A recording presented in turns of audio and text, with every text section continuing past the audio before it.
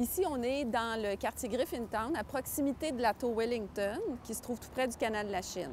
C'est une tour d'aiguillage de voie ferrée. C'est une tour un peu particulière parce que c'est aussi une tour de contrôle d'un pont levant qui se trouvait à proximité. Bien, la double fonction de cette tour d'aiguillage a amené une particularité au niveau de sa forme.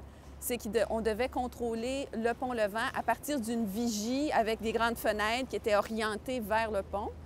L'aiguillage des trains se faisait à l'arrière, sans fenêtre, à l'aveugle, avec un panneau de contrôle qui était à la fine pointe de la technologie de l'époque. La tour Wellington est un bâtiment industriel et un bâtiment historique intéressant dans un secteur en plein développement.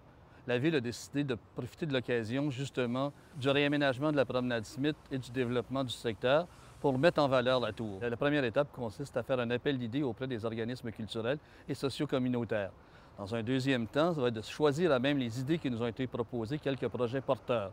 Dans un troisième temps, d'accompagner, de travailler avec les organismes qui auront été choisis de manière à développer un projet viable et intéressant au plan culturel et pour le quartier. On estime que le projet pourrait prendre vie en 2016, juste à temps pour en 2017, c'est-à-dire le 375e anniversaire de Montréal. Le projet de la tour Wellington s'intègre dans un projet d'aménagement global. À terme, devrait, en plus de la tour, avoir un espace, des fontaines, la promenade le long du canal de la Chine, ainsi que des espaces pour des animations et des œuvres d'art.